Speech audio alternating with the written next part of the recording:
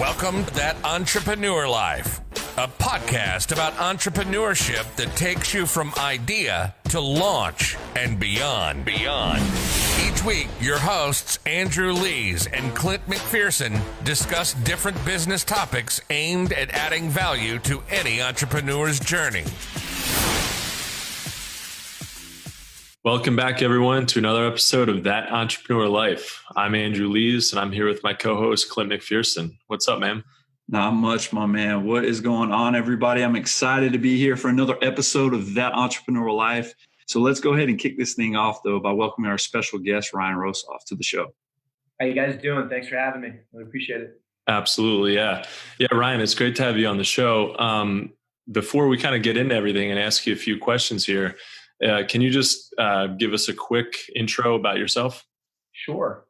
I'm 74 years old. I'm from I was going to say, you look good for 74, man. Yeah, I grew up. I know. It's clean living. Yeah. I grew up in Seattle and I've moved basically all over the United States.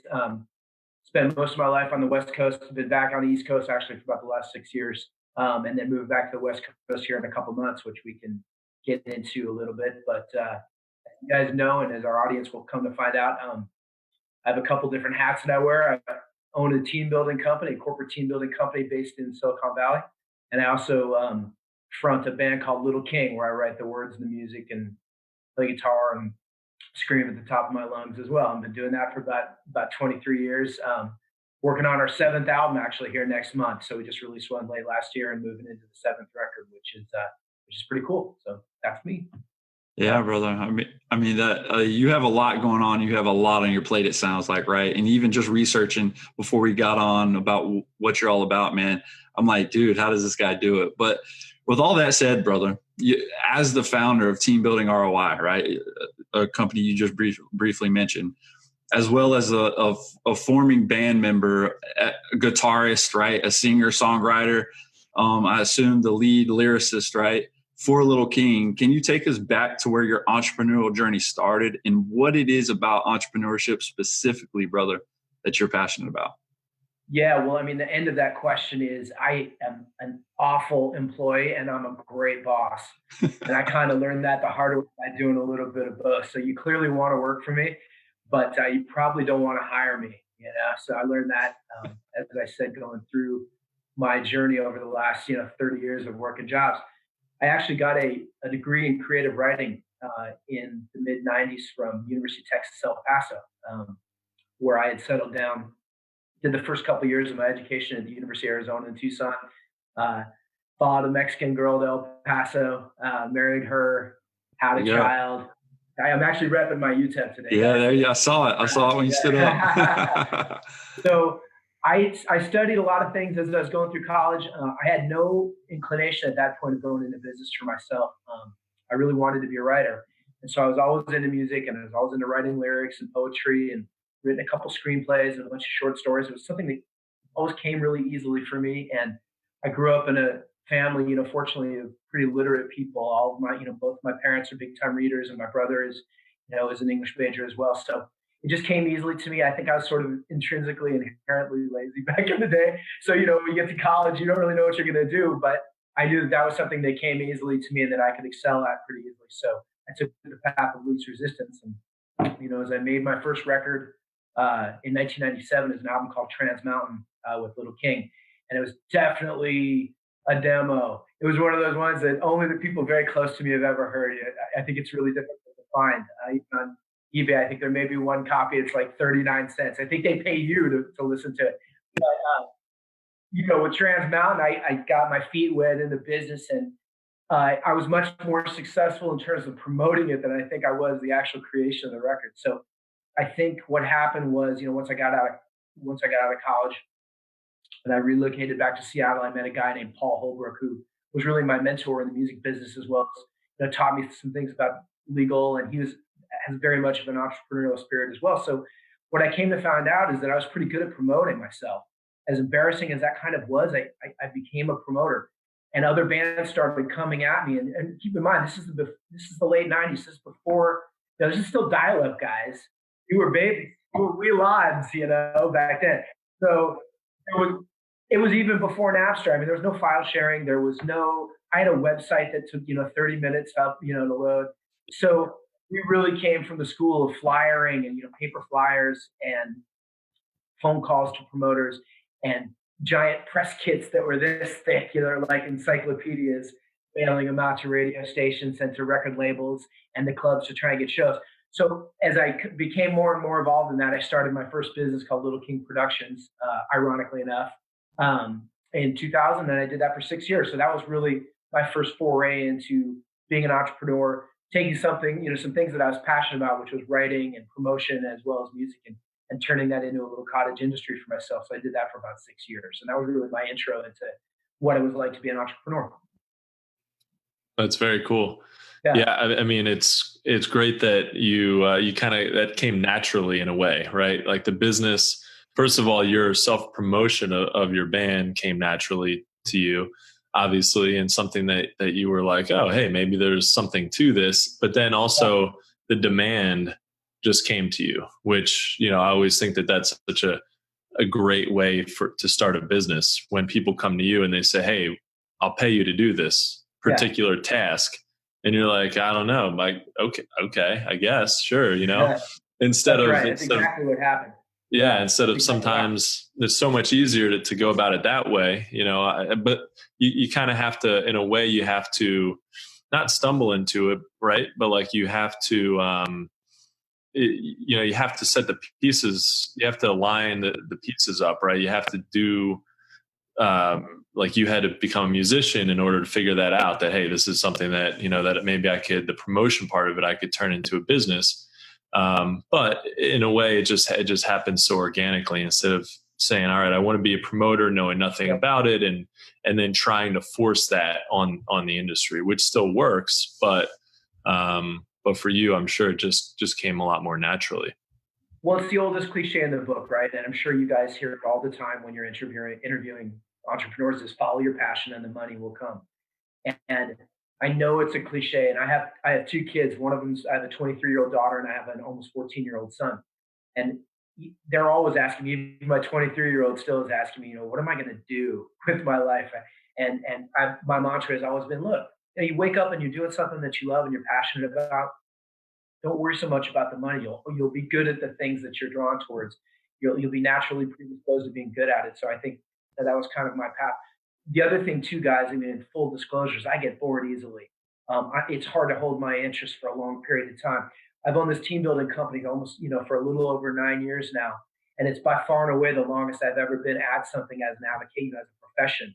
I've certainly been a musician longer, but for me, there's so much to do, and there's so many interesting things in such a short, finite amount of time that we have spinning around.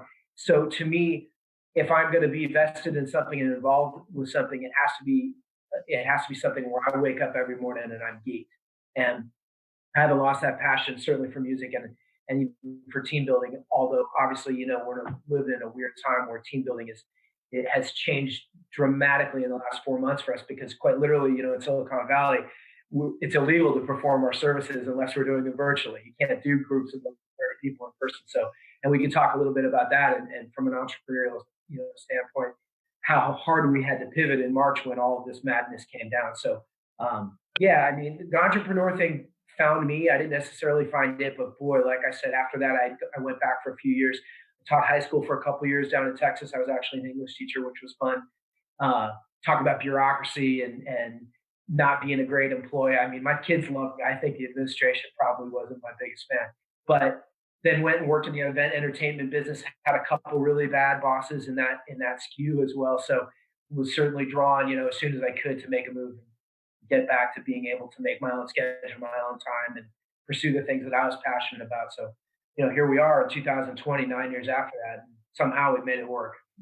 That's cool. Yeah. Well, I mean, it's good that you experience all those different things too. You did work for somebody else, you did that thing, and writing was a passion of yours, I'm sure. So you got to see what it was like to teach. And I can say that I would not be a good teacher. I would get way too impatient, and and the bureaucracy of it would be difficult to kind of cut through. But it's great that you didn't just, go into you tried a few different things out, and you tried being an employee, and you owned a business, and you did, and you kind of figured out what made the most sense from you, so you could really grow as a business owner, and so.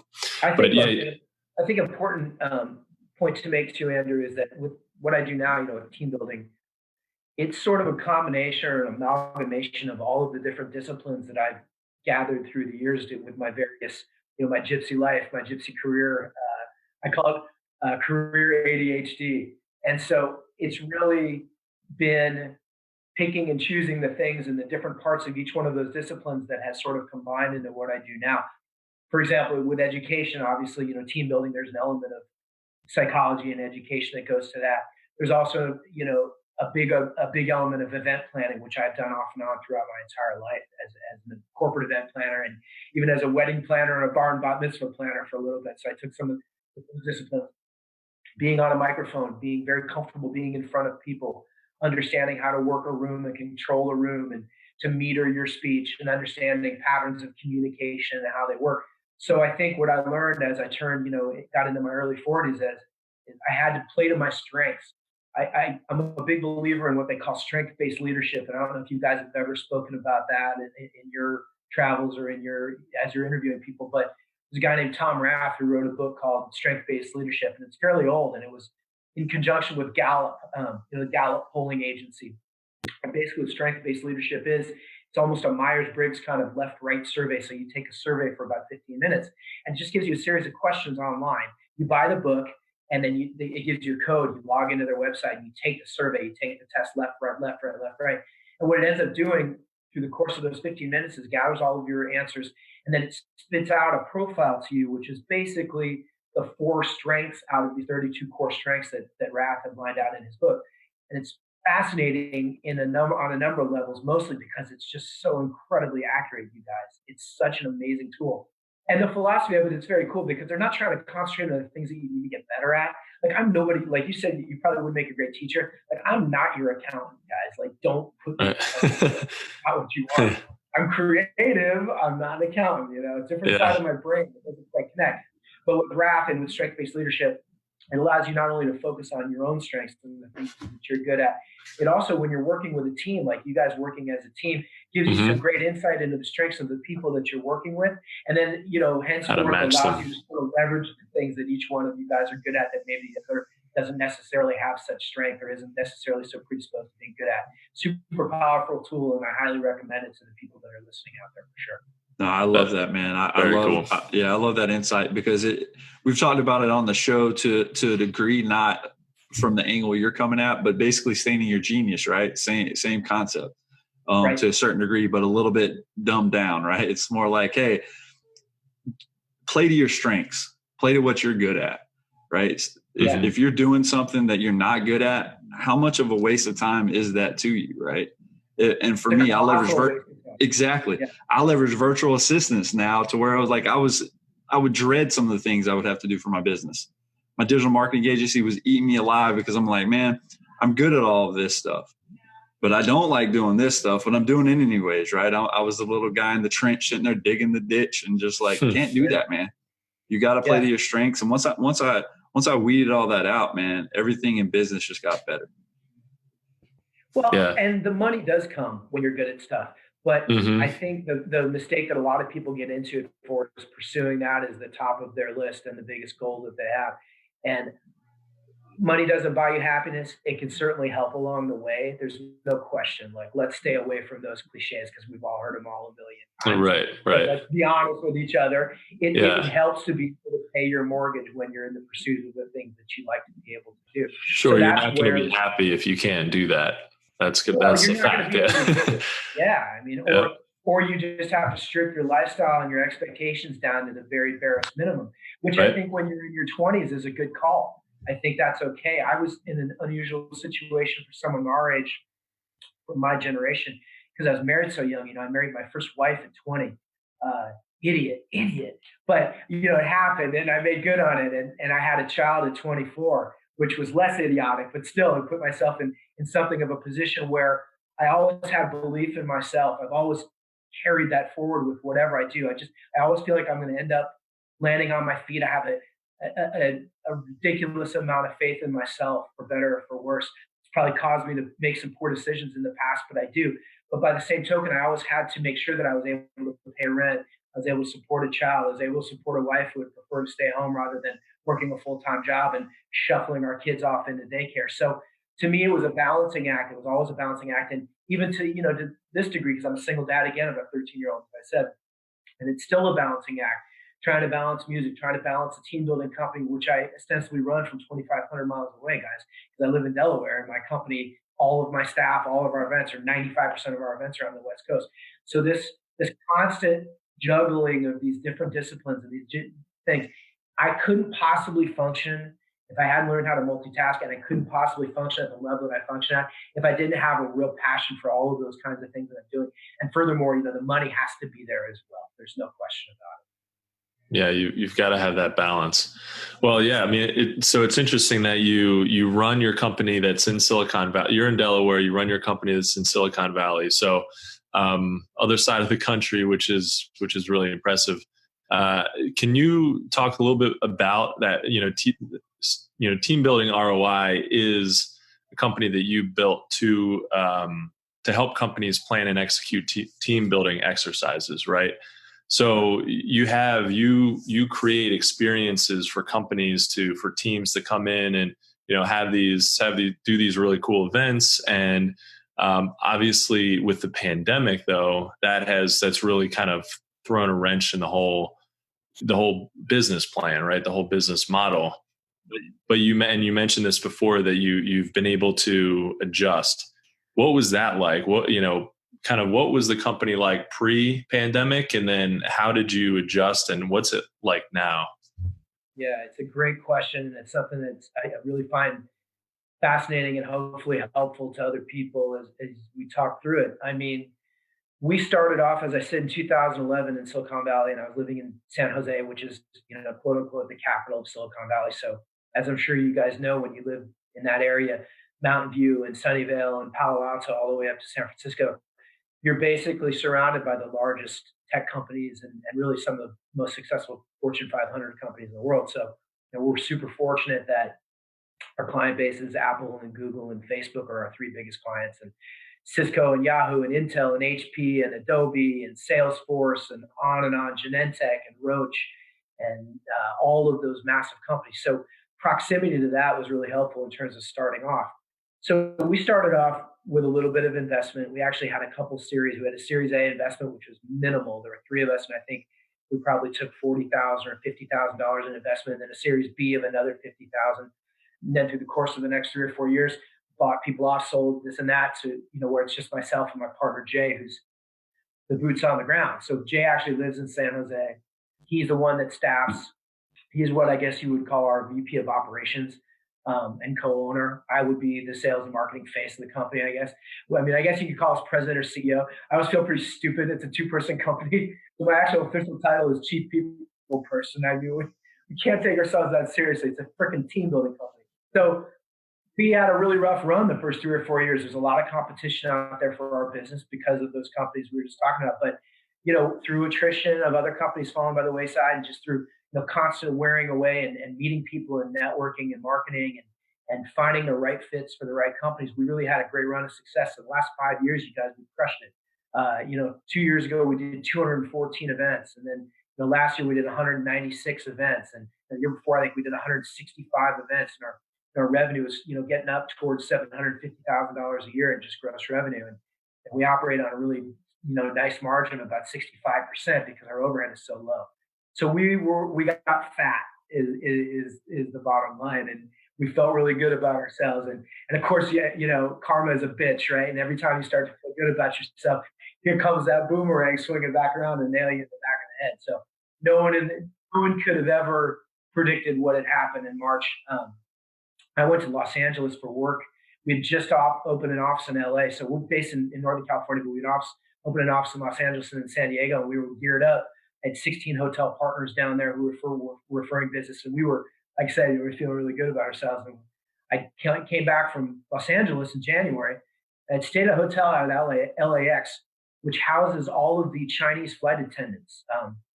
The hotel shall remain nameless, but in any event, I came back from LA in mid-January, and I had, you guys, the worst cough I've ever had in my life for about 2 weeks. Couldn't sleep, full chest pain, back pain, body aches, never ran a fever. But, in retrospect, and I have not had an antibody test. I've been tested for COVID and I'm negative. I actually just got results today because we're around older people and I'm around my son's grandmother every once in a while. So I want to get tested just as a precaution. But anyway, March came around and the proverbial crap hit the fan.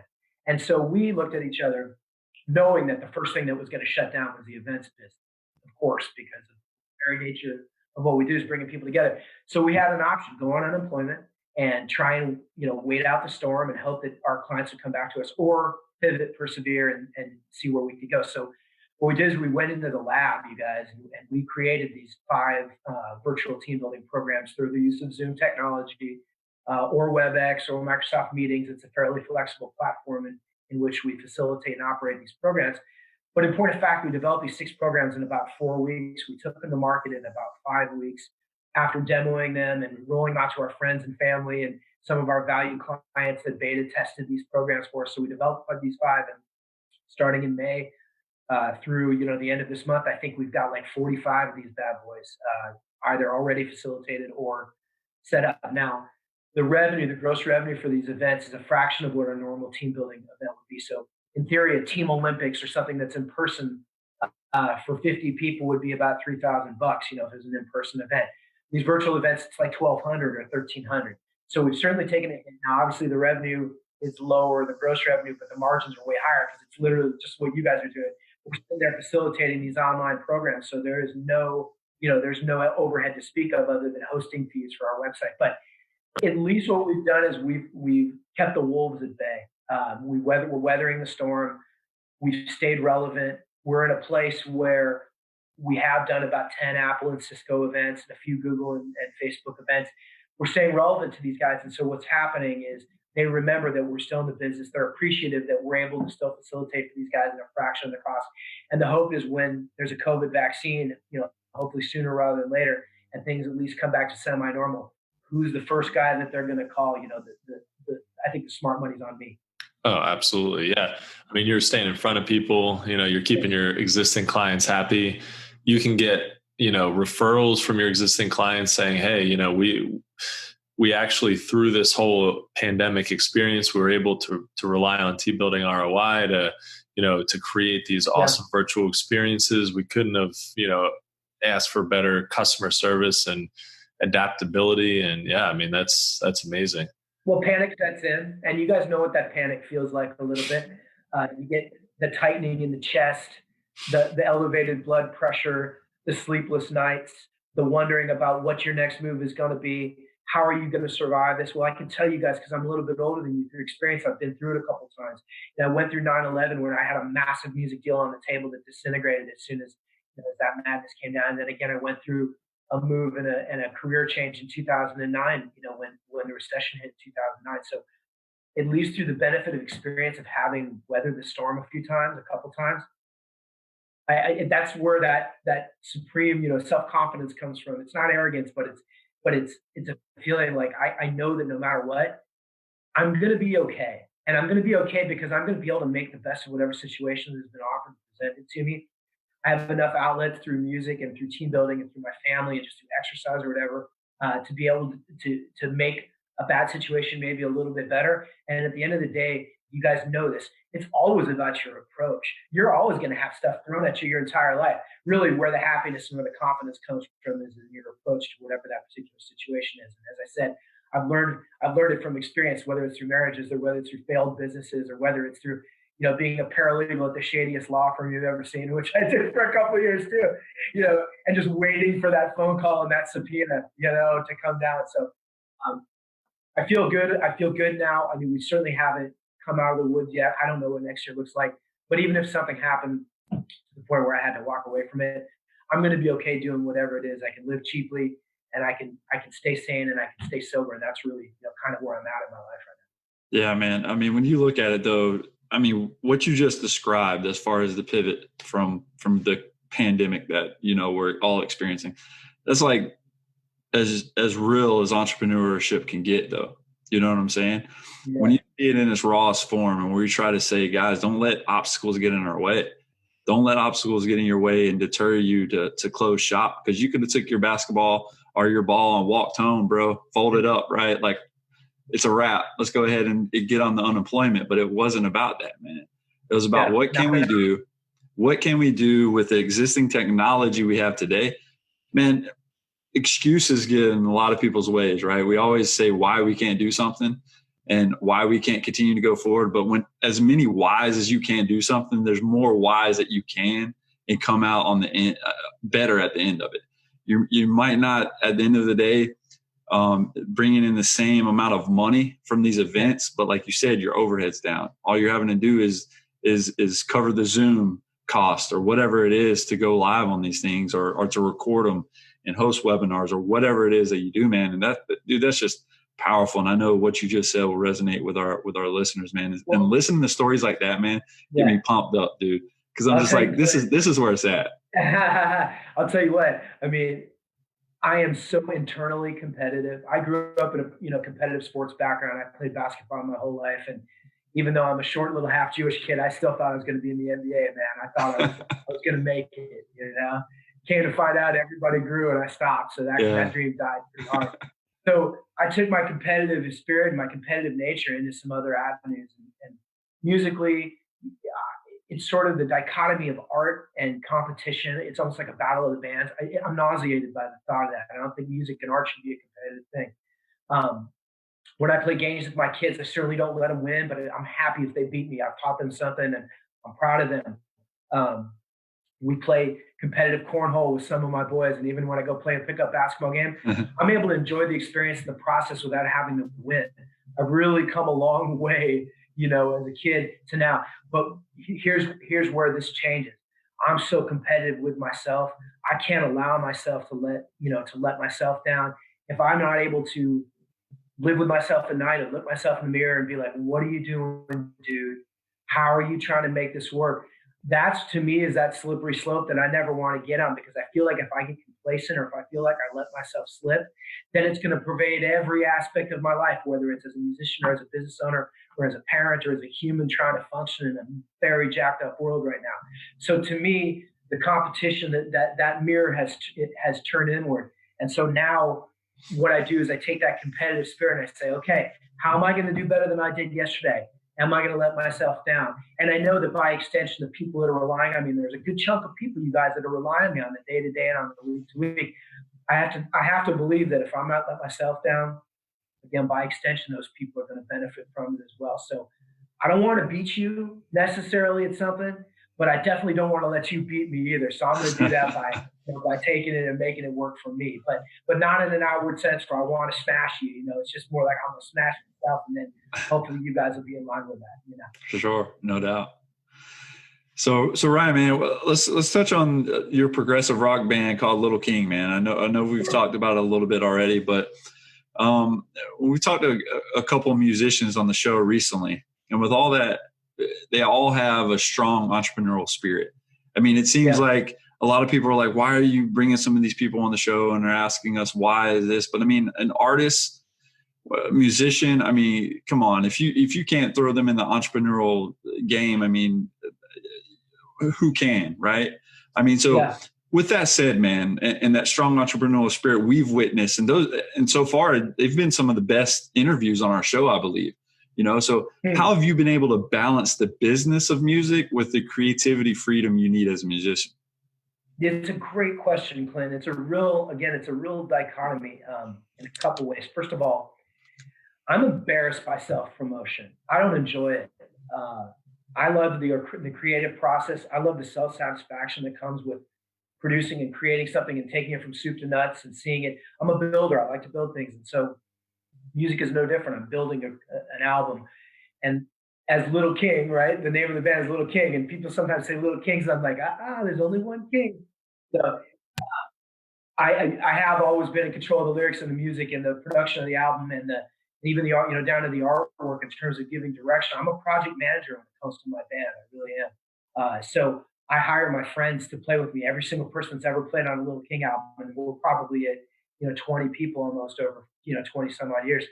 I'm managing them. I'm kind of giving them some direction. I don't play bass or piano. I don't play the drums. I can't tell them what to do, but I can give them encouragement to be the best that they are. So from that standpoint, I think I got into it, honestly, you guys, as a project manager from a band, just because musicians are so notoriously flaky. And I didn't want to leave chance, my ability to create a legacy of music based on someone else's organizational capabilities or as you said, an entrepreneurial spirit. Because more often than not, that doesn't reside in most musicians. They are pure artists, a lot of them, not most, but a lot of them can't get out of their own ways. Quite honestly, I think they're so consumed by their right brain and the creative side that left brain kind of gets left behind. So for me, I knew early on that if I was going to do this and make it last, I had to be the one that was the driver and the project manager. So, from that standpoint, even though it's embarrassing to advertise myself and even on social media to post songs and snippet and lyrics, because everybody kind of hates that guy. I feel like, I don't want to be that guy that I hate. It's a real Jedi mind trick a little bit to feel that way. So I'm still, after all this time, trying to find my way to balance, self-promotion and getting the word out about what I've created and something that I'm clearly very proud of, and I'm proud of my friends and what their contributions have been in my music. But by the same token, when someone scrolls on Instagram or sees me on Facebook or wherever, they don't go, "Oh my God, not that dude again, shut up." So if you have the answer, I'm all ears for it. It's a real balancing act. And quite honestly, even at this age, at 48 and doing it for as long as I still haven't found the balance. I'm still not comfortable. I mean, I have a couple of publicists. I have one in the UK and one that works here, and they're great about it. Every once in a while, they're like, "Come on, dude, what are you doing?" And I'm like, "You do it. I don't really want to do it. Yeah. I'll do it for somebody else. Like, you want me, as your publicist, like, I'll go all day for my friends. But for myself, it's just, like I said, I hate that guy, and I don't want to be that guy. And somehow I've turned into that guy. So that's where I'm at. That's funny. Yeah. So self-promotion is a little different. It feels a little different than helping somebody else, because if you're helping your friends or another band, even if you don't know them, you're helping somebody else. But when it's yourself, you feel a little selfish or a little like you're just, tooting your own horn and promoting yourself, which is, I can see that. Embarrassing. It's embarrassing. Yeah. Yeah. And when it's art, you're like, especially when it's art, right? My art's better than that other art. Check my art out. Right. And art is subjective, man. I mean, Justin Bieber, Spears, Britney, Perry, Katie. How many records do those people sell? I spend exhaustive amounts, you guys, of time writing and rewriting, editing and tearing down and building back up lyrics and music, and 1,000 hours of playing the same song on my guitar over and over again to make sure that the chord progression makes sense. My kids hate my music because they've heard it so many times. You're it all the time over. Oh my God, Dad, shut up. Please. Yeah. So the exhausted amount of time and energy and editing, really as an editor, which is what it comes down to being once the creation is at least somewhat formed, that amount of time. And then, and then I want to talk about that. I want to advertise that to people. I don't know. And at the end of the day, that's not what wins in the music business anyway. We know. And I don't have to tell you guys, what wins. We see how many hits these guys get. We see how many streams. Ed Sheeran, I think, has the most popular song on Spotify. God bless Ed Sheeran. I'm sure he's a great guy. 2.8 billion streams of one song. That's $10 million in revenue, even on Spotify, which is like 0.00003 cents on every spin, right? And the dude's made 10 million on one song. So those are the guys, and I don't aspire to be at that level. I couldn't create music if I wanted to that would get me to that level. So all I can really do at the end of it is be the project manager, make it the best that Ryan can be, make it the best that Little King can be, let the chips fall where they may. And if people don't buy it, that's cool. I'm going to make another freaking album anyway. And wash riffs and repeat, do it again. Exactly. Well, yeah. And it's a good creative outlet for you, right? I mean, that's especially if you have that talent to be able to you have your business, and you've got TeamBuilding ROI, and then you've got this creative outlet you can do with what you want. You know, if it might be a little different if your end goal was to be Ed Sheeran and that was it, you know, somebody like, you know, that would obviously put more pressure on it, but it's almost nice that you don't have that pressure. You know, you're trying to make it the best you can. But at the same time, you're just like, it is what it is. The people who listen to it, great. And if they don't find out about it, you know, it just is what it is. So, well, and again, the pressure is internal. It's not external. Right. No one can be harder on me than me, you know, and that's a fact. The other part of it is that I found that, you know, especially with the last record, we made an album called Occam Spoil, which was released at the end of 2019. And all of my albums, when they come out, I don't know what the reception is going to be like. You don't really know, but I did kind of come out of the studio this time feeling a little differently, like, okay, there may be something here that I've captured as a, you know, through maturity or experience, or potentially the combination of who I was playing with, or potentially maybe a little different approach this time in terms of the writing and the recording process. So I did emerge from the studio this time feeling a little different, a little more confident. And lo and behold, people have glommed onto it. It's been great. The reviews have been incredibly positive and flattering. People have streamed the record. They're into it. As reticent as I am to kind of, you know, promote, I guess I learned maybe a few things about promotion over the years, and have had a really good team. So I'm super thrilled. It's been really gratifying and really flattering this time. And it's really pushed me to kind of create. I mean, I've been in quarantine for 4 months now, just like you guys, or however long it's been, 3.5 months. So we couldn't tour. We had tours booked. We had festival dates. I love playing live. It's my outlet. I can't tell you guys how big a bummer it's been to not be able to do it and have to cancel all these festival shows this summer. But as an artist, what was I going to do? Sit home and not create? So what I did is I just wrote songs, you guys. And in this environment and what we're all going through right now, if there's not enough fodder out there, if there's not enough material for you to create art out of, you probably ought to check yourself, because there's so much going on. There's never been a more fertile time in my lifetime, you know, for creating art. So I really focused on making new music, and instead of being able to go out on the road, we're just going to go right back in the studio in a month and a half and get it done and see what happens again. Absolutely. Yeah. Well, I mean, it seems like you've really capitalized on, you've really, you know, done the most with these last few months. And, you know, you really like a glass is half full kind of guy, obviously, you know, making the most opportunity out of your business and your art. You know, so you have a lot to juggle between those two things, plus being a single dad, obviously. What does a day in your life look like? I mean, I'm sure it looks different now, you know, with what's going on, and you're not getting out there as much, not doing shows, but what does a typical day look like? Like, how do you split your time between everything? Yeah, it's a great question too. I toggle a lot, as is my nature. I have a lot of stuff going on at the same time. My son's with me about, I would say, 60% of the time. So he's probably with me a little bit more than half. We are getting ready to relocate back to the West Coast here in a month and a half. So that's going to change. He's actually going to be with me full time for a while, which is great. I'm excited, but it definitely presents a different set of challenges and issues in terms of operating a business, being able to travel, things like that.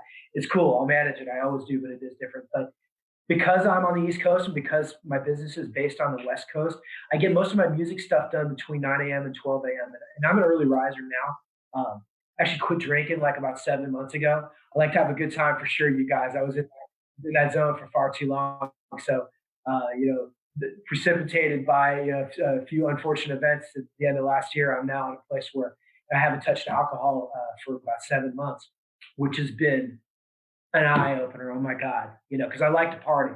I'm a drinker, and I kind of always have been since I was in my 20s. And so pulling that veil off and understanding what it's like to know how you're going to feel every morning and not to have to struggle with clarity and memory and the ability to be able to be enthusiastic without having to have some sort of chemical, enhancement to it has really been an extraordinary thing for me, you guys. So I do want to mention that. So now that I am clear and fresh and feeling really good every morning, my day basically starts about 7:15 in the morning. I sleep about 6 or 7 hours. It's really all, that I need. I'm up, I exercise every day.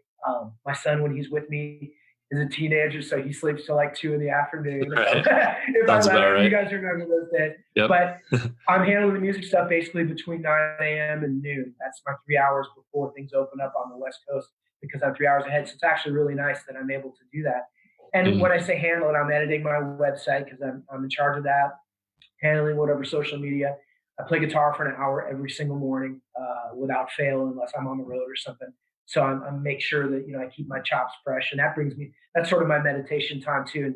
And I think to all the people out there that are listening, if you don't meditate, if you don't have some sort of meditation, even if it is, and it's a little different, it's critical for focus, and it's critical for entrepreneurs to be able to calm the mind and put yourself in a place where you're not necessarily always focused and worried about, the bottom line or making your business happen. Because boy, when you're able to refresh yourself and sort of reset every morning, the ability to be able to attack things in with a fresh perspective, I think is critical. So that's my morning. And then the rest of the day, I'm reactive. I'm a little more proactive now because we're trying to generate some more interest in the virtual team building. We've kind of gone national with that. But for the most part, for the last 4 or 5 years, I've been in a reactive phase where I answer every email. Communication is massively important in any business.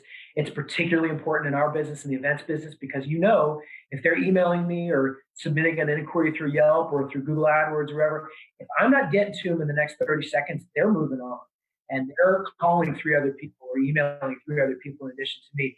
And I honestly think that probably the biggest key for our success has been my response time is ridiculous. I blow people's minds with it all the time. They're like, dude, I just emailed you. And I'm like, hey, I work for a living too. I don't know what to tell you. But it's amazing, right? Like I had a mentor named Frank. Frank's a genius, and he's in his 70s. And he always told me, he's like, Ryan, half the battle is just showing up. And he's absolutely right. And part of showing up, quite honestly, is just being as receptive as possible. So I put myself in a position, you guys, where I'm always able to respond as quickly as possible, whether it's email. I always pick up the phone. I don't care what time of day or night it is. And so even though I'm in a reactive place, business-wise for the most part, I make sure that once that initial contact or that inquiry has been made, that they're like my children, that I carry those clients all the way to the end as best I possibly can. So that's my day. And then in the evenings, I make dinner. I like to cook. I live right near the beach, at least have for the last 6 years. So I walk to the beach quite a bit, play guitar in the evenings, entertain members of the opposite sex every once in a while. There you go. Right? There you go, yeah. I live in Delaware, randomly enough, right? Yeah, and we get all the girls from DC, we get the girls from Philly, we get the girls from Baltimore, we get the Jersey Shore, which is a trip. Even down in North Carolina, every once in a while I spend some time down by you guys. So you got to have some time to have a social life too to keep myself sane. So sure. It's a full life, bro. Honestly, it's a very full life. There's no doubt. Yeah, I mean, that's a good balance. Yep. For sure. Yeah. So, man, through your entrepreneurial journey, Ryan, from the highs to the lows, brother, what has been the most difficult thing about being an entrepreneur, man? I think it's just uncertainty, Clint. Honestly, my 401k is my equity in my business. I put a little aside here and there through the years, and had a savings account for college that I had to actually cash in because times were so tough back in the day. So I've been okay at saving money. I'm fortunate that I come from a good family, so I maybe have a better safety. We're being honest here, right? So I maybe have a better safety net than some people who are entrepreneurs get into. But through the course of the years, I've been able to save money and been able to buy a house and have the things that I wanted. Come to find out, that stuff is completely meaningless to me. Doesn't bring me any lasting joy at all. Cars and houses and things like that come and go. My peace of mind and my ability, as I said before, to live with myself and understand that I'm happy and creating something has been the biggest. But dude, that uncertainty of things like a pandemic coming down and not knowing, if you're going to be able to save money, not knowing if the demand for your product is, not necessarily. Also, here's another one, dude, which I never talk about, but I think it's really interesting. You guys appreciate that. I'm a fairly politically active person. I have pretty strong opinions, believe it or not. Right? You guys are like, no way. But I do. I have pretty strong opinions about things that are happening in the world. And as someone that represents a company and has a business partner, as well as people who rely on me, I really have to shut my mouth a lot. I can't necessarily always speak my mind because I'm in the corporate world, and I got to understand that 40 to 50% of the people that I deal with don't agree with me. And so it's been, it's been that uncertainty. It's also been the inability to really speak my mind and really come as clean as I possibly can in terms of how I feel about things that are going on in the universe, because I simply don't want to jeopardize my bottom line, and I don't want to jeopardize the bottom line of my partner and the people who work for me. Yeah. Yeah, absolutely. Yeah. I mean, it's, business first, and just, it's good to kind of keep some things separate from that. And, really just focus on being a good business owner and boss, and figure out how to grow your business and just work with people. I mean, that's the cool thing about business. It kind of is it levels the playing field, and everybody's just on the same level. And so it's just, it's really, really cool, because we're all just, we're obviously, you're competing against different companies, like we all are, to some degree or another. But it's cool because we can all work together. We can all collectively, progress as entrepreneurs and as business owners. So, yeah. And the progression thing is interesting. I think everybody has, and I appreciate all the things you just said, and get a little more granular with the progression. I think we oftentimes as entrepreneurs don't really take a look at that big picture. What is progression? What does it mean? I bet, we've got 3 people on this little Zoom, and I bet it means different things to all 3 of us. And I bet if you had 50 different people in there, people might say, well, I want to make more money. There's the obvious part of it, right? I want to have a little bit more free time. Well, sure. Okay. Those things are sort of taken for granted, as you go through your journey. But what does progress mean to you? Progress to me means getting better at what I do. Progress to me means self-examination. How am I progressing as a human? How am I looking at myself? How am I able to make changes in my behaviors? How am I able to make changes in my business model? And how am I able to impart the things that I've learned, the wisdom? How am I better able to educate and mentor people that look up to me for some of those answers? So it would be an interesting, it's an interesting case study, and everybody that comes through these windows and say, well, what is progress to you? And so I think we're still defining it. I'm still defining what progress means. I think it may mean something different to yesterday. It may mean something tomorrow than it does today. But when asking and thinking about it today, I want to be more comfortable in my own skin. I want to be happier, and I would definitely, more than anything, I want to be able to find that magical work-life balance. And that's, as a team building owner, that's what we preach to our clients. And again, I know you guys can relate to this. Practicing what we preach, that's progress. How do we practice what we preach? Do we even practice what we preach? Do people ask themselves that as they go through their lives and they go through their journey as business people? I wonder. Yeah.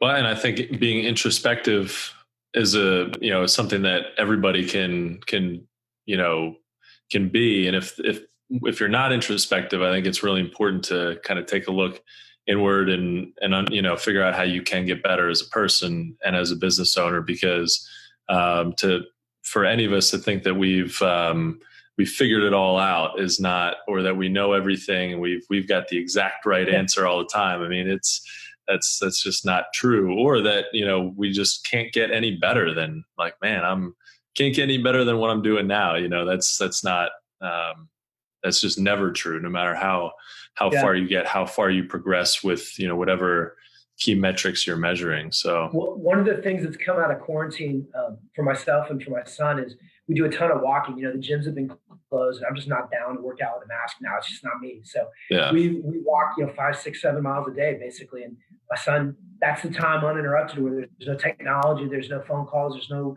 madness swirling around us. And so we really have had a ton of really amazing conversations. And he's interested in entrepreneurship. Obviously, he's grown up around it. So he asks me pretty relevant, prescient questions.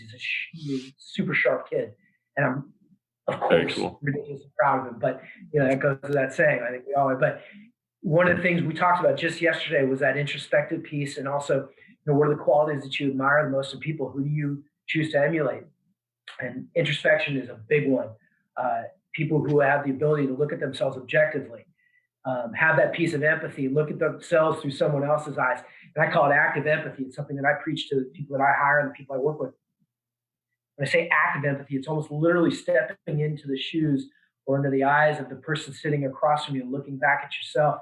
And what do you see objectively? What are those people seeing when they're looking at you? And with Zoom, it's such amazing technology because I can literally see what you guys are looking at as we're talking to each other. This is the ultimate test of empathy and of active empathy. So that was the first thing. And the second quality that that I told him he was really interested in this one because it's in such short supply. How many good listeners do we really know? How many really excellent high-level listeners do you guys know and do you come across in your daily life? And in my life, the answer is very few. It seems like most people are in a conversation waiting to get their 2 cents in, or waiting to take what they've just heard from you and then spin it back into serving their own agenda, rather than really internalizing, listening to something, internalizing it, thinking about it, processing it, and then using it, as you said, Andrew, introspectively as to how they can make that work for themselves. And so those are the two things that we spoke about yesterday, and had a really good, lively conversation about. It always devolves into him talking about his friends and into his mom, which I'm like, look, dude, Mom and I aren't married anymore. Don't ask me. That was the reason why your parents aren't married anymore, son. But I mean, those two pieces are something that we spent a lot of time talking about, not just yesterday, but over the course of the last 3 or 4 months. That's very cool. Yeah, I love that. Really I love that insight, man, because my thing is what you just said about listening. There's a big difference. When I was in high school, I had a high school teacher that told me, he was our English teacher, right? A lot of people didn't pay attention. They would hear what he was saying. Yeah. They wouldn't listen to what he was saying. Well, as an English teacher, right? You know what I'm saying? I mean, that's, and I think a lot of that as entrepreneurs and business owners, we actually have to actively listen to what our clients are saying. We can't just hear about their problem, right? Because if we're not actively, if we're hearing half of what they say, even though they said another 50% of what they said, right? But we just heard one portion of it. We don't have the whole formula. So you have to listen, man. And I really think that just touched me, and I had to throw that in before we went any further because I didn't want to forget that. But Clint, also, I think a huge part of this, as by extension, is, I want to say bad words, but I'm not going to cuss on your show. We're explicit, so if you want to drop something, we're good, bro. Okay, check your fucking ego at the door a little bit. Yep. No shit.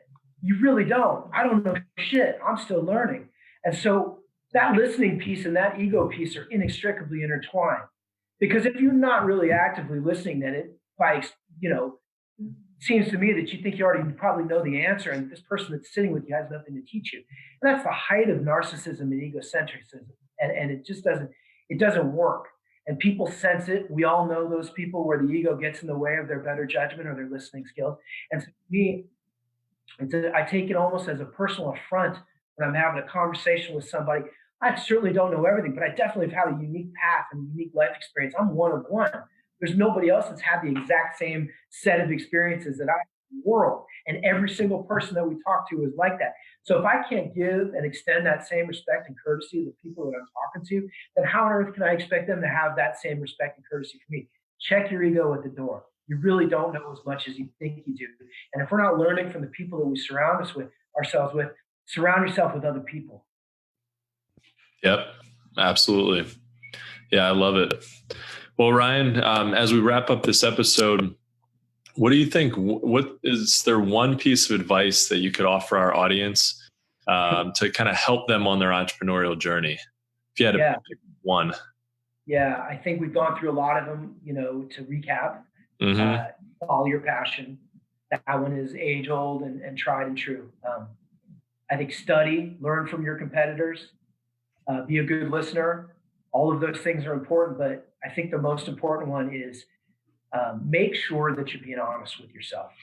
Make sure that you're having that constant internal monologue where you're telling yourself the truth. Because first of all, you can't be honest with your clients, your employees, your boss, anybody, your anybody until you really are being honest with yourself. And that was something that I learned a little bit later in life, maybe than I should. I was always really good at kind of fooling myself into thinking that I was doing well, or fooling myself into thinking that I was maybe doing the right thing, or that things were black and white when they were much more about shades of gray. So that's probably the best piece of advice that I can leave everybody with.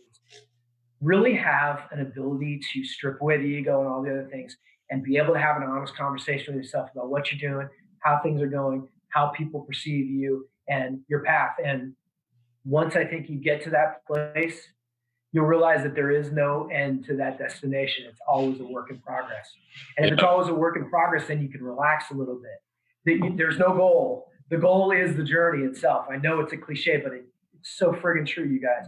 And so once you're at that place where you're able to have that internal monologue, where you can have an honest conversation with yourself about anything that's going on, not just business, whether it's relationships, whether it's, do you have a drinking problem? Do you have a drug problem? What are you doing with your life? Get to that place where you can have an honest conversation with yourself. And I think then all the other things have at least the opportunity to fall in place. Yeah, I couldn't agree more. Well, guys, I think that's a wrap for this episode. And from the both of us, Ryan, man, we want to thank you, brother, for taking the time out of your day to join us and adding value on what we're trying to do with our podcast. My pleasure. Good job, you guys. I really appreciate it. Anything I can ever do to help anybody out there, feel free to share all my information. I answer emails all day. I'm absolutely happy to talk to anybody about music, corporate events, team building, teaching English, moving cross country 18 times in your life, or whatever else you guys can think of. Love it. That's awesome. Yeah, well, we really appreciate it, Ryan. And, we know our audience will too. Guys, thank you so much for listening to That Entrepreneurial Life. To learn more about what Ryan is working on, check out tbroi.com. If you like what you heard today, make sure to subscribe to our podcast on iTunes and on any other major podcast directory. You can also find us on all the socials and on our website at thatentrepreneurlife.com.